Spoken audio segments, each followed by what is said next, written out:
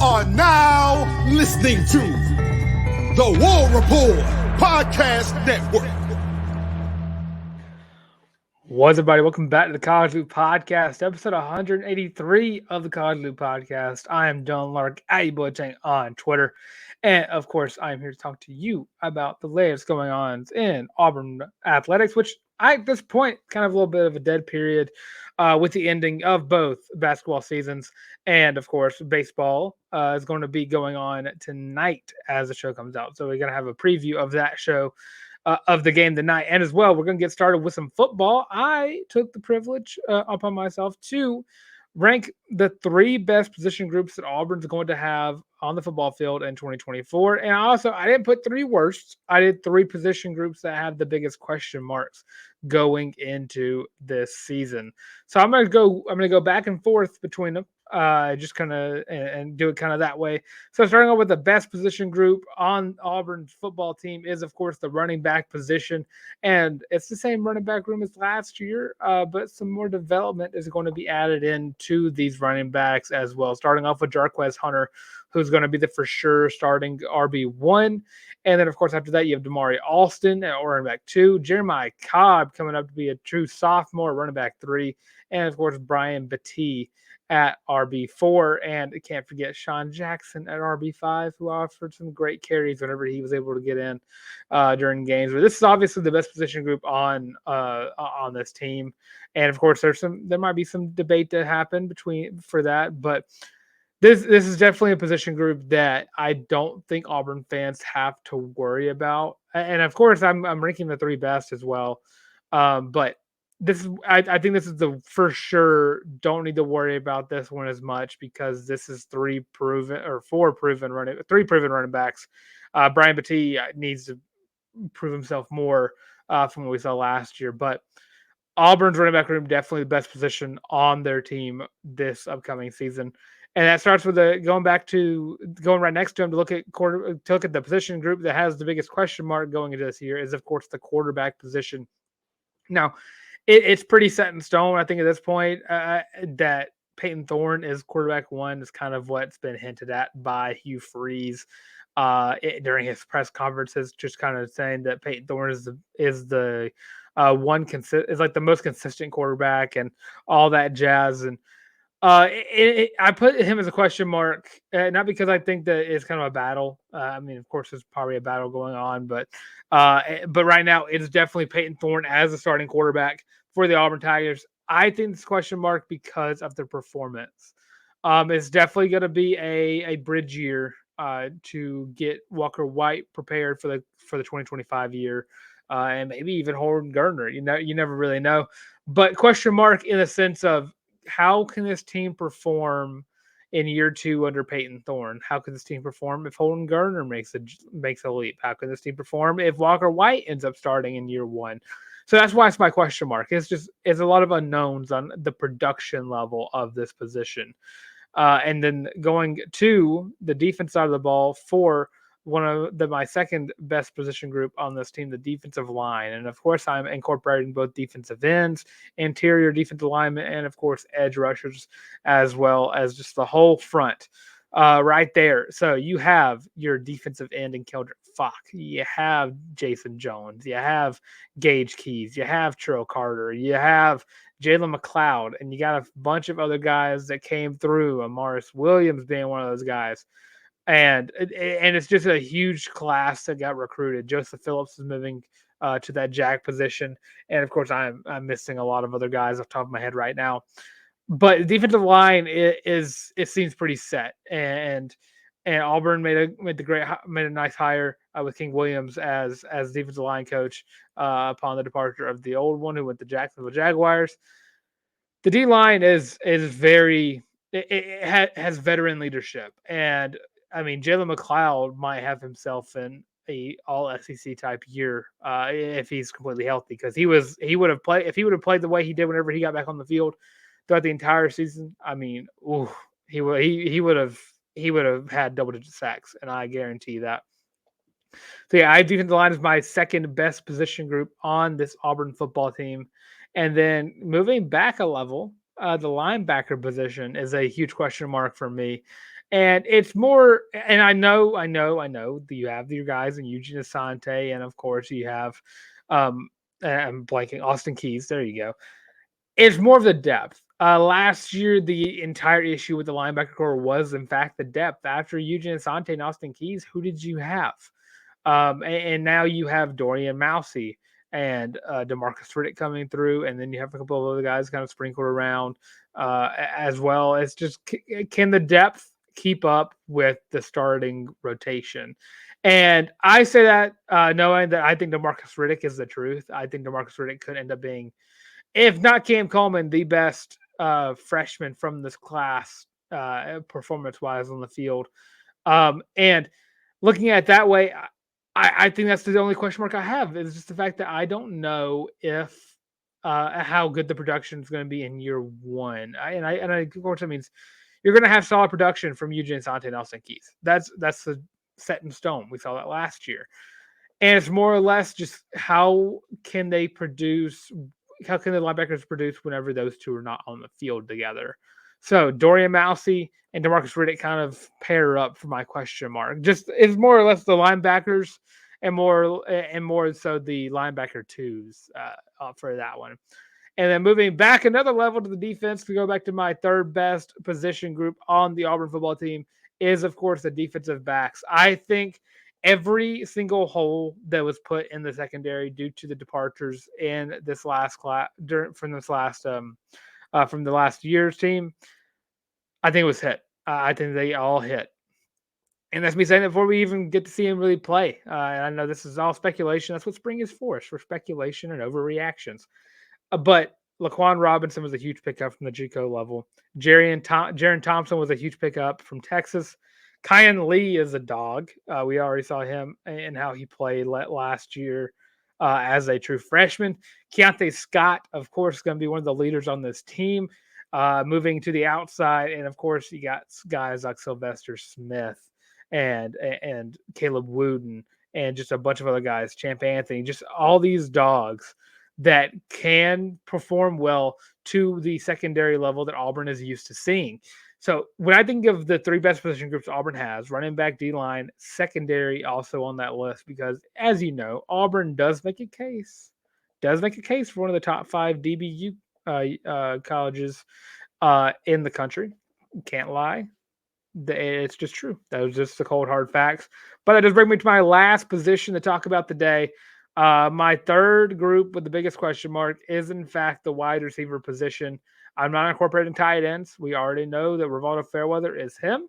So we're not going to be putting question marks around him. So basically, we are all assuming, and I think a lot of us would bet the house on Cam Coleman being really good. And Jay Fair is really good. How will the rest of the wide receiver room mesh together? I think Perry Thompson and Malcolm Simmons, wherever they step on campus, are gonna show out. Bryce Kane's already shown out. You have those freshmen that are standing out in those three, and you have veteran guys. Camden Brown is a guy I'm still very high on. Camden Brown, and I know it's like a double-edged sword because last year I had him in my starting rotation, and there were a few drops and a lot of stuff going on. And now it's the same thing. I'm back. I'm high on Camden Brown, and it's kind of just up to him to see where he stands during this season. Of course, you have Sam Jackson V, trying to see where he really fits in. I know Mike G has talked about how Sam Jackson V is definitely is not a wide receiver. Definitely looks like a quarterback playing wide receiver out there. And then, of course, Robert Lewis has performed very well. And the thing about spring is you don't really know how the players mesh together in a game situation. You see him in practices, you see him in workouts, see him in scrimmages, but you don't know how they perform in game. And, of course, the only way to really get to know about how they're going to perform in game is, of course, with A-Day. That'll be your first instinct to see this Auburn football team play and mesh together for the upcoming season, and of course that'll be another key to see if anybody might be in cahoots to lose their job to the transfer portal as well. So yeah, that's my top 3 positions and my top three best positions, top 3 positions groups with the biggest question marks going into the 2024 season. And with that, I am going to get right into Auburn basketball. And before I do, I want to let y'all know that thank you for tuning in. This is going to be a short episode. And of course, you don't know this, but I know this. It is currently almost 2 a.m. as I'm recording. This is College Loop after dark going on right now. So, if you're tuning in, thank you for tuning in. I am probably going to be very much asleep while people are watching this from the 8:00 8:30 hour, and probably long past that as well. I am currently enjoying my spring break. But of course, if you are tuning in, make sure you like, comment, subscribe, leave your thoughts on which position group you think is going to be the best for Auburn in 2024. And of course, which position group are you I don't say least looking forward to, but definitely you're skeptic on what the position group is going to look like for whatever position you feel that way for. I would say honorable mention, special teams is going to be one of the best position groups on this team. I also thought about offensive line. I'm going to be very high on the O-line until they prove to me not to be, because I'm very high on Percy Lewis, and I think Dylan Wade is going to develop very well. But it's going to be very interesting to see how this team meshes going into the summer and the fall, of course. We got to get to spring first. But, of course, after you like, comment, and subscribe, of course, make sure that you take yourself to thewarreport.com, take yourself to the shop, and get your own very comfortable, Feeling Loopy War Report Podcast Network branded t-shirt. It's the Feeling Loopy t-shirt, of course. It's $25. Comes in 5 different colorways. And of course, it is the most comfortable shirt you are ever going to wear in your entire life. That is 100% guaranteed. I am the Chris Kazi, of course, one of the huge sources of any sport, has already announced that it is the most comfortable shirt. And of course, if you're having a bad weekend, like a lot of Auburn fans were last week, it absorbs tears. That was a Chris Kazi statement right there. And with that, going to move on to basketball and go ahead and give you a little update on the College Loop Bracket Challenge going on right now. And don't take this, don't assume anything right now. But right now, your boy the Tank, and myself is currently in the lead in the men's bracket challenge. But of course, that is not going to be something that's going to stand true for very long, because in case you're not aware, I had the Auburn Tigers winning the national championship, so I don't have a lot of points remaining in my bracket. So, of course, that's going to leave a lot of points available for a lot of people who can, in fact, win 2 free tickets to Auburn's spring game, and, of course, 2 free rounds of golf, courtesy of Mr. Harrison Tarr. You also get to play with Tarr in that, which you might end up in a TikTok or two. Just might happen. Women's bracket.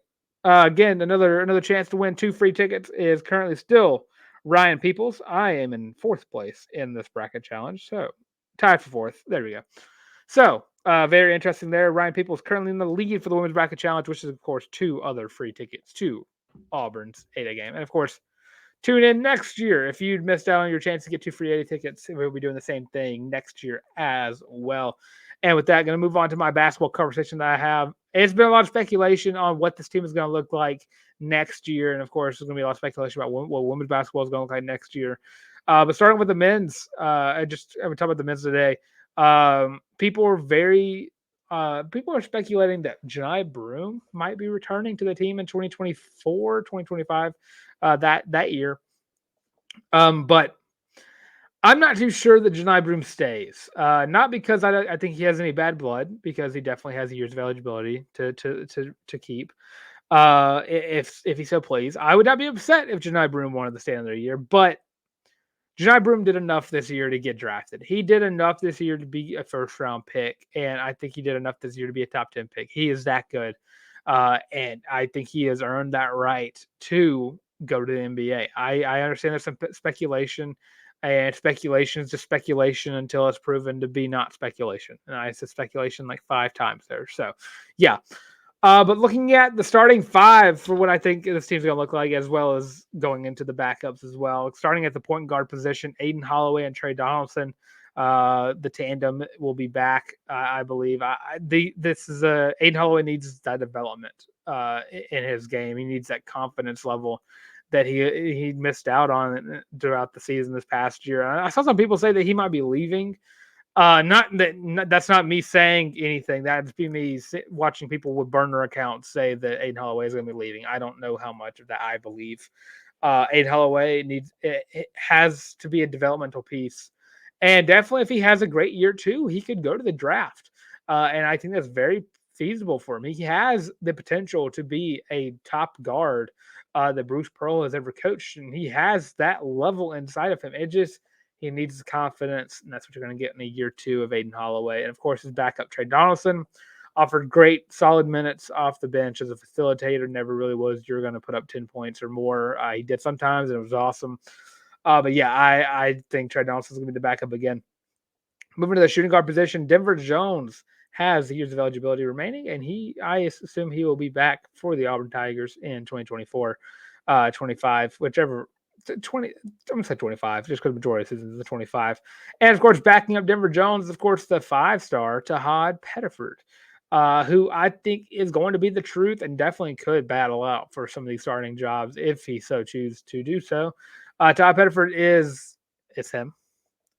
He can shoot the lights out. He is an athletic monster. And of course, that's going to get into my next guy at the small forward position, Ja'Kai Howard, who I think is going to start right away for the Auburn Tigers, a 4-star small forward who is going to be at the 3. Right behind him is Chaney Johnson, of course. He just offered a nice little tandem. Ja'Kai offers more. I'm trying to just get what I'm trying to say out, what I'm trying to compare him to. More high energy level of Jalen Williams, and of course we saw a lot of that from Jay Will this past year. And I think you're gonna get that high level tenacity from Ja'Kai every single game. Every single highlight I have seen from him, I have looked at the rim and I was like, oh, he's about to break that thing off of the backboard. I think Ja'Kai is going to be a great piece for Auburn in going into next year, and I think he's going to be a day one starter for the Tigers. Of course, Chaney Johnson offers solid minutes off the bench, and this is a team that development can be a key component to this team making a run next year. And that's really what people were really hoping for going into this next year and really this past year as well. Going to the 4 positions, Chad Bacon-Mazara is back at the 4 position, going in as a starter from day one. And I think backing up is going to be a transfer.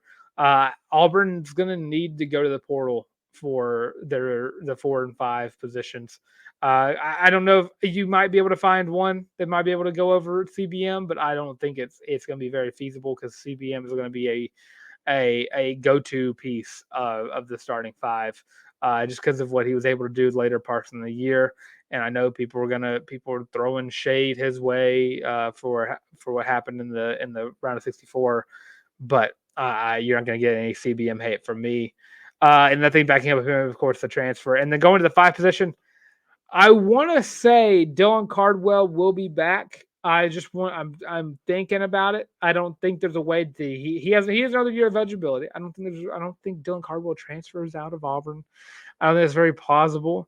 If anything, he goes to try out the draft and see what happens there. But I think Dylan Cardwell will be back for his last year of eligibility, which will be huge for Auburn. Just having a guy like Dylan Cardwell, who was a great piece for the Tigers, right behind Janai Broome. And I think BP in this year is going to be trying to get another big from the portal, because I don't have any despair towards Dylan Cardwell, but definitely he is a backup center. That is his role that he is kind of accepted from these past couple of years. And we've not really seen the development from him to really push him up to that starting 5 role that we would love to see him develop into, which he very well could. But I think Auburn's going to be looking towards a transfer center to start for 2024, 2025. So yeah, that's my prediction for the 10-man rotation for next year. I don't think any of the players that are here this year that don't have any eligibility remaining will transfer out. That's my level of thinking. But of course, I don't know. It's just a theory. But I find it hard to believe that a lot of these guys, if any of these guys, would transfer out. So that's my 10-man rotation. Leave your thoughts below for who you think is going to be the starting five for Auburn men's basketball in 2024, 2025. And of course, to round out the show, it's going to be a quick one today. Auburn Baseball takes on the Jacksonville State Gamecocks tonight at 6:00 p.m. at wonderful Plainswood Park. And I'm just making sure I get the time right real quick. And it is showing me every single schedule except for baseball. There we go.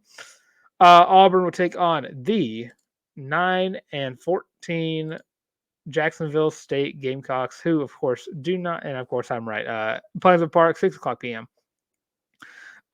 Do not ever look past a midweek game against the Jacksonville State Gamecocks, because I have seen it happen more often than not.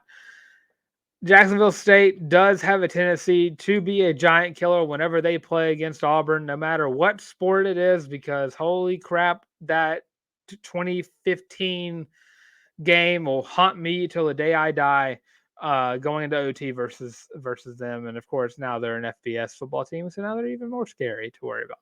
But of course, this is going to be another Connor McBride game where he just shows out again. Auburn will take on Texas A&M, number 4 Texas A&M this weekend in College Station. This is going to be a key game to kind of working towards that, especially because you're going to need your offense to be ready to play in College Station. And we saw a return of that in Game 3 against Arkansas, and you need to redo that for this upcoming week. And of course, this is a tough 3-series stretch for the Tigers. You went against number 8, then you went against number 1, now number 4, and then of course you have Tennessee after that. So no one on Jacksonville State is really batting that high. I think the highest batting average for the team is a 303. And after that, it goes straight down into the 120 or 300, 280s, 270s, 260, 250s, 220s, 214, 182, and then it just goes down to where it's not really, where it doesn't really matter. But the main pitchers that you see for Jacksonville State, a lot of them average 2 and up, because a lot of these guys go way up there in ERA. This is going to be a game where Auburn needs to settle in, find their offense, and get a move on, because this team is talented. This team is very, very talented, and we've seen glimpses of what they can do. And the issue with them is they just had the hardest opening to a season schedule or SEC schedule that a lot of teams have seen. I would argue with anybody Auburn started with the hardest three series schedule thus far for conference play. But yeah, don't need to worry about Connor McBride as much. I definitely think that he is going to be the guy for midweeks, and I honestly should be arguing for a spot on the weekends. Definitely should give him a shout out there. But I think Auburn's going to win this game, and I don't want to say it'll be close. I would like to think it wouldn't be. Auburn has had a pretty good track record with outside of the South Alabama game. Has had a pretty good track record midweeks thus far. But yeah, it's gonna be a words. Holy crap! Can you tell it's late at night? It's gonna be a great game to go to. Of course, never look past Jacksonville State, because holy crap, yet again, they scare me. Jacksonville State scares me to death every single time Auburn baseball plays against them. But yeah, I think Auburn's going to win this game.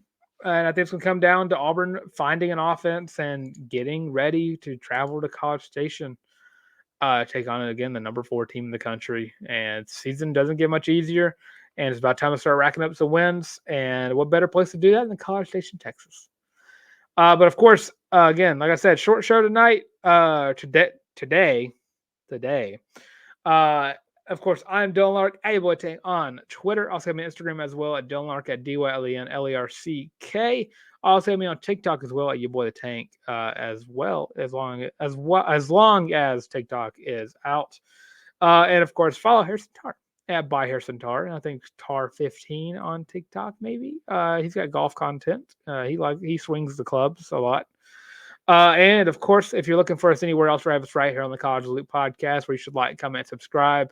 Right here on the YouTube, and of course on social media as well, TikTok, Twitter, Facebook, Instagram, the works, all of those at the College Loop. And of course, if you're looking for us anywhere else, you have us on the audio versions of the show as well on Spotify, Apple Podcasts, Google Podcasts, and of course Amazon Music. But of course, all that being said, I hope everyone enjoys their wonderful Tuesdays. And of course, this has been the College Loop Podcast. War Eagle.